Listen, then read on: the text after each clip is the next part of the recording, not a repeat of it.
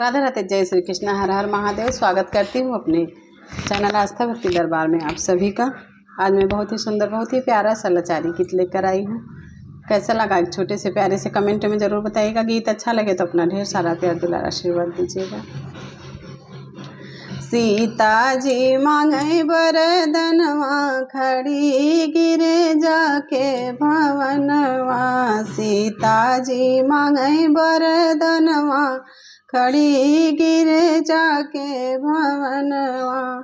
राजा Dashrath yes ससुर मांगे, राजा Dashrath yes ससुर मांगे।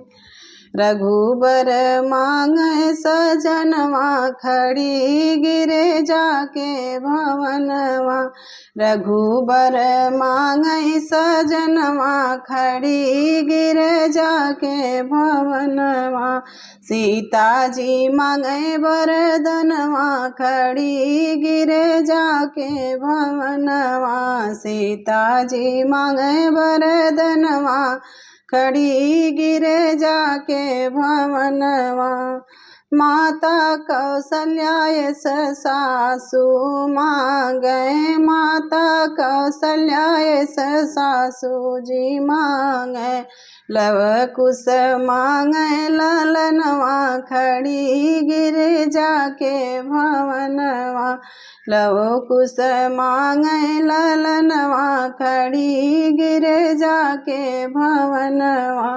सीता जी मांगे वरदनवा, खड़ी गिरे जाके भवनवा। सीता जी मांगे वरदनवा, खड़ी गिरे जाके भवनवा। भैया लखन यस देवर मांगे, भैया लखन यस देवर जी मांगे।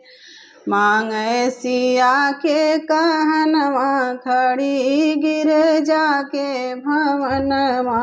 माने सिया के कहनवा, खड़ी गिरे जाके भवनवा। सीता जी मांगे वरदनवा, खड़ी गिरे जाके भवनवा। सीता जी मांगे वरदनवा, खड़ी गिरे जाके भवनवा। जब सीता निकली गिरजा भवनवा, जब सीता निकली गिरजा भवनवा। मांगे अवध के रहनवा, खड़ी गिरे जाके भवनवा। मांगली अवध के रहनवा, खड़ी गिरे जाके भवनवा।